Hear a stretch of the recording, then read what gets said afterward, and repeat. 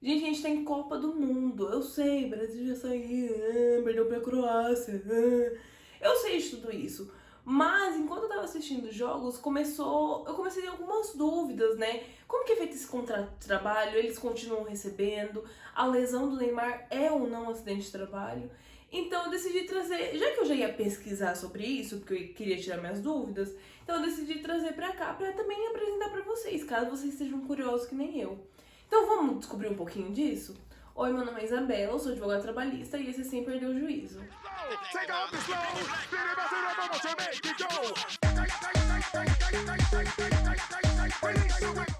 Segundo passo para as férias, o primeiro foi a vacina, semana passada.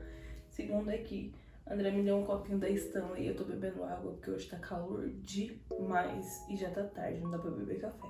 Tô 100% estressada, então esse vídeo vai ser papum também. Eu tô de shorts, talvez eu sue porque essa roupa aqui dá pra ver, mas é isso. Tá, vamos aprender então. Eles são gente como a gente, eles falam mal do patrão, eles são chamados no RH, eles fazem fofoca dos outros. Então, primeiro é bom lembrar que existem jogadores geniais, né? Messi, Cristiano Ronaldo, Neymar, Vini Júnior, Richarlison, mas também existem os mais meros mortais, tipo eu e você, que são os que jogam no clube dos estados ou no clube das cidades. Talvez não se você é de São Paulo, né? Que tem clubes grandes. Mas eu que sou aqui de Londrina, os jogadores são meros mortais. Que nem eu e que nem você, todos são. Mas vocês entenderam o que eu tô dizendo.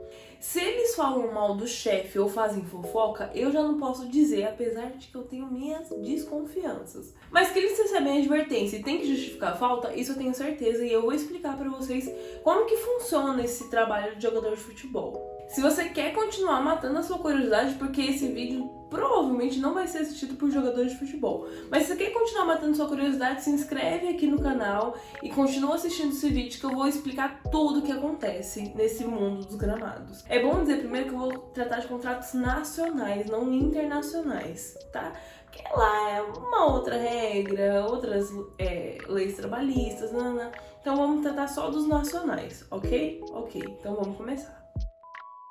Eles têm carteira assinada? Sim, eles têm. Mas isso só começou a partir de 2018. Antes de 2018, era só feito um contrato de trabalho entre o jogador e a entidade desportiva, que é o clube de futebol, né? E aí, nesse contrato de trabalho especificava que existia um vínculo de emprego e que quanto tempo que ia durar aquele trabalho. Então, todos os trabalhos do jogador de futebol são por tempo determinado. A regra, normalmente, uma pessoa normal sempre tem contratos por tempo indeterminado, não tem tempo para acabar. Do jogador de futebol, não. Tem tempo determinado, de no mínimo 3 meses e de no máximo 5 anos. Por que a partir de antes de 2018 não tinha essa regra? Porque a CBF não exigia, só exigia esse contrato de trabalho e o registro desse contrato na CBF, que é a Confederação Brasileira de Futebol. Por que eles exigiram esse registro? Porque sem o registro na carteira, o jogador não tem direito Sem o registro na carteira, o jogador não tem direito ao recolhimento do FGTS, a contribuição do INSS, a aposentadoria. Para isso, ele precisa ter registro em carteira, né? Ou contribuir, no caso do INSS, contribuir, mas é muito difícil que alguém contribua sem ser... No Brasil, que alguém contribua sem ser obrigatório. Então, em 2018, a CBF criou essa regulamentação de que todos os clubes deveriam também registrar seus jogadores na carteira de trabalho. Duas curiosidades, então. Não é possível ter contrato vitalício com algum clube, ou seja, para o resto da vida. Esse contrato tem que ser sempre renovado. E não é possível ter contrato com 2 clubes ao mesmo tempo. E quantas horas eles trabalham por dia? Isso também vai estar no contrato que eles assinaram, quantas horas eles têm que fazer por dia. Mas durante muito tempo teve uma discussão de qual que seria o tempo máximo, o limite da jornada diária. Porque para nós, que não somos jogadores de futebol, o limite é de 8 horas, porque diz na Constituição. Só que a lei que trata dos jogadores de futebol é a Lei Pelé. Quando você vai falar Pelé, parece que é muito íntimo, né? Você tem que falar Rei Pelé, mas a lei não chama Lei Rei Pelé. Chama só Lei Pelé. Tá. Então essa... Na verdade, a lei também não chama assim, né? Ela foi apelidada, pelo amor de Deus. Essa Lei Pelé que regulamenta todos os contratos de jogadores de trabalho no Brasil. E ela não trouxe, porque ela foi um pouquinho mal escrita, mas ela não trouxe qual que seria o limite diário do jogador. Então entendia-se que era 8 horas, porque a Constituição traz que são 8 horas. E quando que isso mudou? Em 2011, ela foi reescrita, não reescrita totalmente, mas mudaram alguns artigos e acrescentou, mesmo que ainda muito mal escrito, que a jornada semanal, e isso tá errado porque jornada é diária, tá? Ela diz que a jornada semanal do jogador é de 44 horas, então entende-se que a jornada diária é de 8 horas. Mesmo a lei não dizendo sobre isso, ela só fala que o máximo por semana é 44 horas. E aí eles têm 2 intervalos, né, normais. O intra-jornada, esses 2 intervalos eu já expliquei no vídeo passado, mas eu vou relembrar. O intra-jornada é aquele intervalo para descanso e para almoço ou janta, e o inter-jornada é entre uma jornada e outra. Eu vou tratar eles dessa forma. O intervalo para descanso e o intervalo entre um dia e outro, entre um dia e outro de trabalho. Então, como que funciona esse intervalo para descanso? Normalmente a gente tem 1 hora de descanso no mínimo, né? Quem trabalha 8 horas. E essa hora de descanso não é contada na sua jornada de trabalho. Então você teoricamente trabalha 9 horas, mas tem 1 hora de intervalo que não é contada, porque você não está à disposição da empresa. Funciona do mesmo jeito para jogador de futebol. O que muda? Como eles têm um trabalho que é necessário, um treino físico, então eles têm descansos durante essa jornada de trabalho, só que esses descansos eles não são descontados. Há 1 hora para comer e para descanso, sim, ela é descontada. Então eles fazem, por exemplo, o horário comercial, entram às 9 da manhã, saem às 6 da tarde com 1 hora de almoço, ok? Mas eles treinam muito, então eles fazem jogos, né? Fazem partidas, né? Eles jogam, fazem partidas. E após essas partidas de 45 minutos, eles podem ter um descanso de 10, 15, 20 minutos, né? Dependendo do treino deles. Eu nunca treinei, gente, eu não sei falar sobre isso. Mas como esse descanso não é uma coisa opcional, ela é obrigatória, você já correu 45 minutos, você tem que descansar, não é uma coisa que você pode descansar, é obrigatório. Então esses intervalos de 10, 15, 20 minutos que tem depois de uma partida ou depois de um treino exaustivo, ele não é descontado da jornada de trabalho, ele é somado. Então se o jogador ficou 30 minutos deitado sem fazer nada, esse tempo não é descontado da jornada dele, entendeu? Então, por exemplo, se o clube determina que eles façam várias partidas de 45 minutos e descansem 15 minutos entre uma partida e outra, esses 15 minutos eles não são considerados intervalos, eles são considerados horas de trabalho. Por quê? Entende que se fosse considerado intervalo, no final do dia eles teriam que trabalhar mais 1 hora e meia? Cada 1 hora eles param 15 minutos. Numa jornada de 8 horas, eles pararam 1 hora e meia. E aí, pra eles trabalhar essa hora e meia, vai ter que parar de novo. Entende que daí seria um trabalho meio contínuo? Não seria justo, porque eles não estão descansando porque eles querem. Eles estão descansando porque eles precisam, porque eles estão fazendo uma atividade física. Então, o intervalo de 1 hora pro almoço ou pra janta, para descanso, ele é descontado da jornada. Então, é a mais. Agora, o intervalo que eles tiram entre uma partida e outra, entre um treino e outro, não é contado como horas de trabalho. Deu pra entender? Tá, e quanto que é esse intervalo entre você sair de uma partida para você começar outra, ou entre você sair de um treino para começar outro? Também não tem regulamentado na lei específica do jogador de futebol. Então, o que leva em consideração? A lei comum. A lei comum diz que entre você sair do trabalho e você entrar, você tem que ter pelo menos 11 horas de intervalo. E isso pode até ser um tempo razoável para trabalhadores comuns, mas não é para jogador de futebol. Por quê? Você tem que pensar o seguinte: a equipe do Londrina saiu hoje, domingo, aqui de Londrina, para fazer um jogo na quarta no Espírito Santo. Como é um clube pequeno, normalmente eles não têm verba para poder pagar passagem de avião para todos os jogadores e comissão técnica. Então o que eles fazem? Eles vão de ônibus, um ônibus fretado, né, mas vão de ônibus. E essa viagem de ônibus demora, mais ou menos que eu vi, de carro, são 22 horas. Então de ônibus, que é um pouco mais devagar, é mais de um dia. Então você tem esse jogador se deslocando para o Espírito Santo para jogar uma partida e depois voltando para cá. Então é um dia e meio para ir, um dia para ficar lá, né, descansando para a partida e um dia e meio para voltar. São no mínimo 4 dias. Então, entre uma partida e outra, se fosse 11 horas, por exemplo, vamos supor que seja 11 horas, não daria nem tempo deles voltarem para Londrina, entende? Então esse tempo não é muito hábil. Teve até um acontecimento em 1994 que o São Paulo, saudoso São Paulo de 1994, muito bom, técnico Tele Santana, teve um jogo da Conmebol. Eu não vou saber especificar direitinho o que era, mas teve 2 jogos no mesmo dia, na mesma noite. Um era às 8 e outro era às 10 da noite. O Tele teve que equilibrar as coisas para conseguir participar das 2 partidas. Não o próprio Tele, mas o time. Não foi todo mundo que participou da primeira e da segunda. Mas como esse Juninho Paulista era um craque do time, ele participou da primeira, saiu correndo e conseguiu participar da segunda. As 2 partidas foram vencidas pelo time de São Paulo, ambas de 3-1, e ele fez gols na primeira partida. E para evitar situações como essa que aconteceu com São Paulo acontecesse novamente, a CBF fez uma regra que entre uma partida e outra do mesmo time deveria ter no mínimo 66 horas, que dá mais ou menos quase 3 dias. E é a partir daí que os clubes seguem essa regra da CBF e acabou não acontecendo de novo. Ainda bem, né? Porque você sair de uma partida de 90 minutos pra ir pra outra partida de mais 90 minutos e ficar correndo, eu não tenho pique não, você já deu pra perceber, né? Mas então, é isso.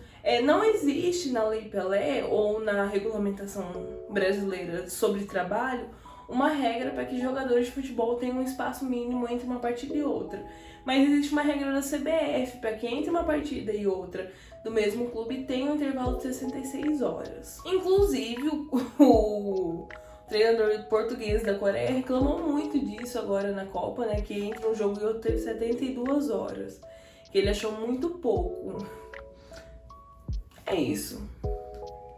Mas aí foi cavou uma derrota, né? É que se eu perder é porque eu não treinei. Aí perdeu, porque não treinou.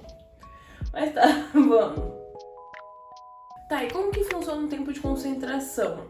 Concentração é um tempo em que o jogador fica recluso para se concentrar para uma partida importante ou para uma partida comum. Esse tempo de concentração é contado como hora extra? Não é contado como hora extra se não passar de 3 dias. Até 3 dias ele é contabilizado como hora normal de trabalho, não contado como hora extra.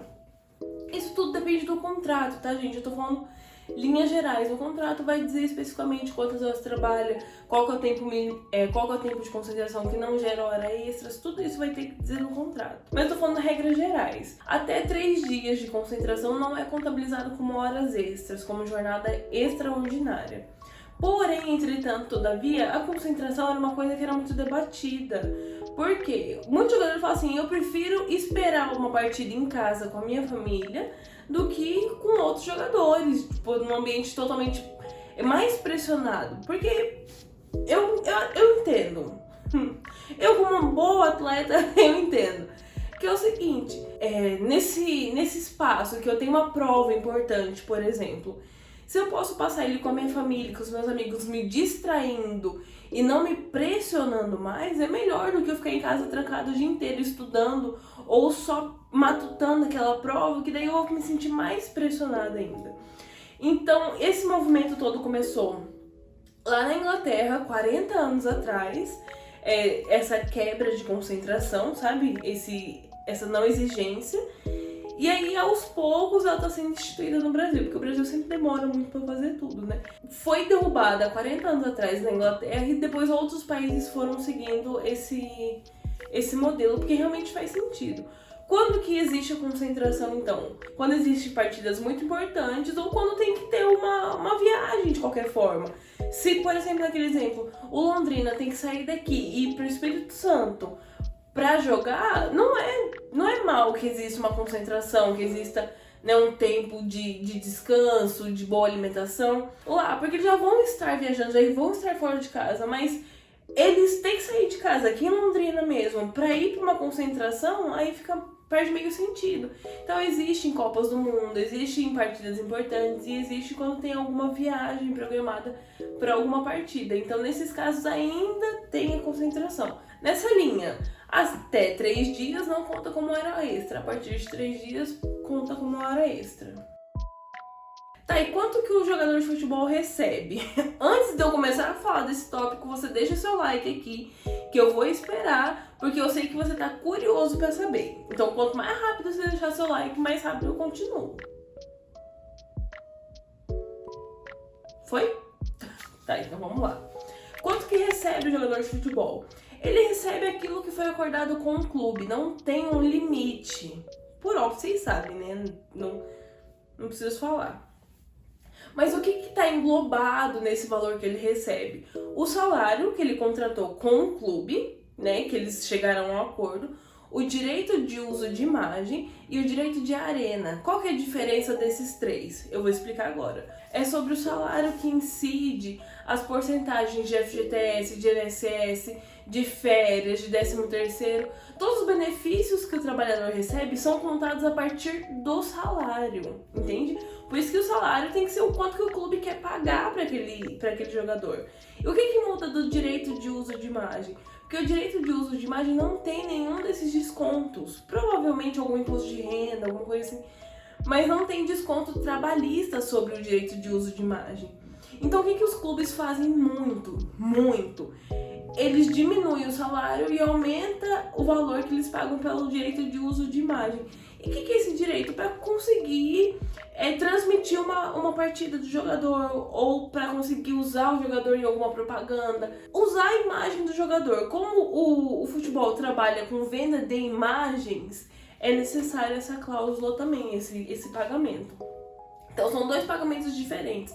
Por que não pode ser englobado num só?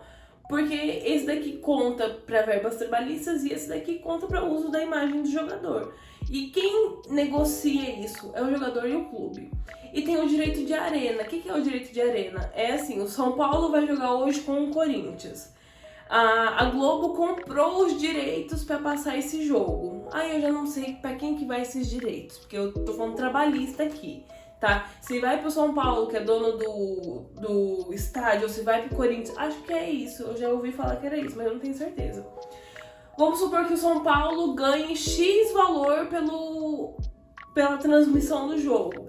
Esse valor tem que ser repassado igualmente entre todos os jogadores, tá? Mesmo que não tenha entrado, mesmo que tenha ficado o jogo todo no banco de reservas, esse direito de arena ele é determinado pelo clube, né, para vender esse direito de transmissão para alguma emissora, para algum canal no YouTube, como o Cazé fez. É esse valor de transmissão que é dividido entre todos os jogadores, mesmo os que não jogaram, só ficaram no banco, é dividido igualmente. Então não tem acordo entre o clube e o jogador. É o valor que foi repassado para o clube, passado para os jogadores, dividido igualmente. Tá, e com certeza você já ouviu falar sobre empréstimo de atleta. Como que funciona isso? É o seguinte, o empréstimo de atleta é feito entre 2 clubes. Tá? O atleta não tem nada a ver com isso, ele não participa da negociação. Então, o Corinthians quer pegar o emprestado de um atleta do São Paulo. Eles fazem um acordo e esse atleta começa a trabalhar para o Corinthians, só que o contrato dele continua sendo com o São Paulo. E aí, como que funciona? Pode estabelecer... Esse contrato é feito entre o Corinthians e o São Paulo. Eles podem estabelecer o que eles quiserem ali. Mas, normalmente acontece desse jogador emprestado para o Corinthians não poder jogar em jogos contra o São Paulo. Isso aí é normal. E esse contrato de empréstimo, ele se encerra caso o Corinthians atrase 2 pagamentos do jogador. Aí esse jogador automaticamente volta a trabalhar para o São Paulo, tá? Uma coisa interessante é que esse empréstimo de jogadores acontece também nos trabalhos normais, né? Você pode ser contratado por uma empresa que tem uma rede de empresas e acabar indo trabalhar para outra, isso aí pode. Só tem que verificar se essas empresas fazem parte de um grupo econômico. Mas sim, se você trabalha...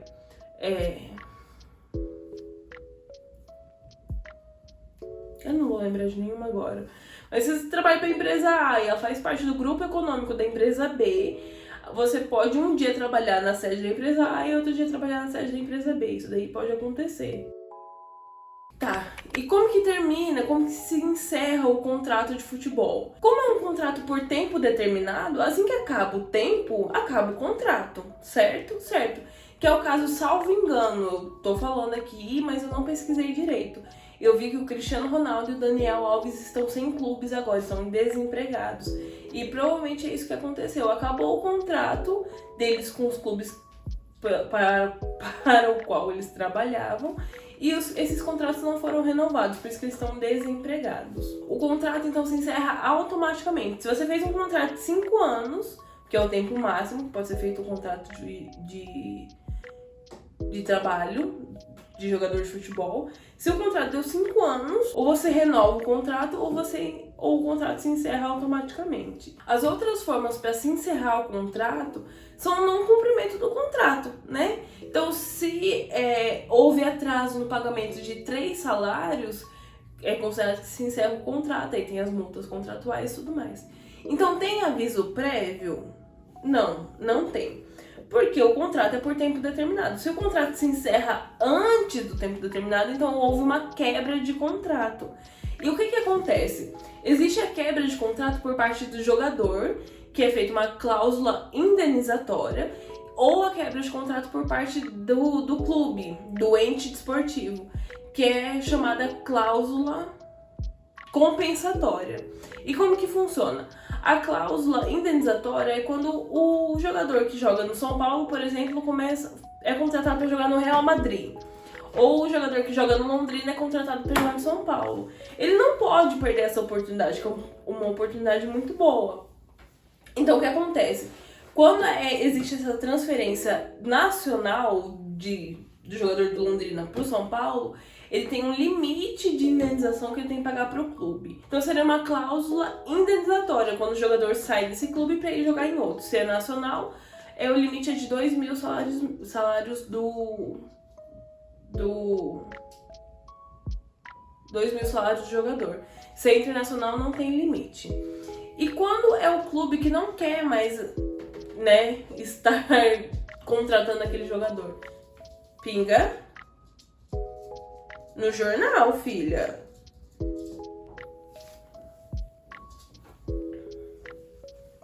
Oi, pessoal. Quando o clube que não quer mais que aquele jogador jogue com ele, é chamado cláusula compensatória. E qual que é o limite? Na verdade, não tem limite. Tem limite, né?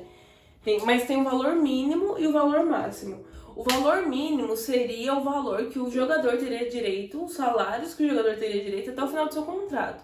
Então vamos supor que o clube me contratou hoje e o contrato tem um tempo máximo, tem um tempo de 5 anos, que é o máximo. E daqui 3 meses ele vê que ele investiu um dinheiro totalmente errado e quer me demitir, porque eu não sou boa de jogar bola.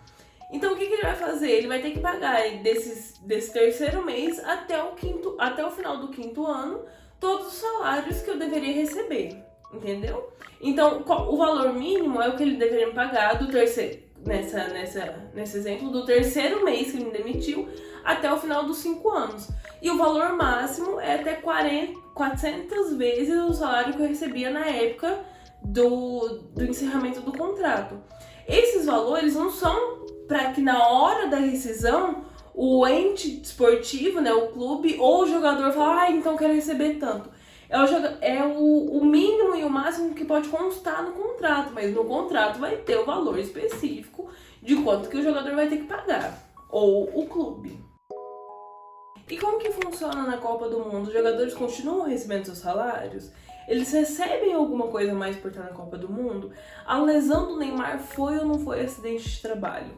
Mas antes... Vamos dar tudo isso agora, mas antes eu acho que se você ficou com alguma dúvida, crítica ou sugestão, já deixa aqui nos comentários pra você não esquecer, fechar o vídeo e sair. Deixa aqui enquanto você assiste essa parte final. Olha, eu fiquei com dúvida em tal lugar. Olha, eu acho que você poderia ter falado mais sobre tal coisa. Olha, eu odiei. Deixa. Ah, tá bem aí, vai.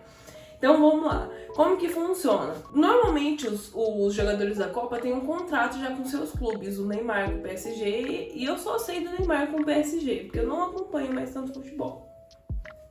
Mas tá, existe esse contrato. Esse contrato com o PSG ele é interrompido, vamos supor que o PSG seja brasileiro, tá? Pra eu saber falar com mais autoridade, porque eu não estudei de fora. Esse contrato com o PSG é interrompido, continua tendo contrato, mas ele é interrompido durante esse mês de Copa do Mundo. E aí é feito um contrato do Neymar com a CBF para prestar serviço. Tá com dificuldade? Não sabe muito bem o que é prestar serviço? Tem um vídeo que eu explico sobre vínculo trabalhista, em que eu falo a diferença entre prestar serviço e ser empregado, tá? Então, o Neymar continua sendo empregado do PSG, só que ele tem esse contrato interrompido para que ele possa prestar serviço para a CBF para jogar na seleção brasileira.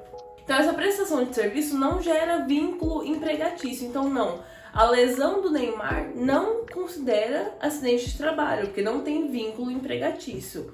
Superamos a primeira questão. Eles continuam recebendo seus salários?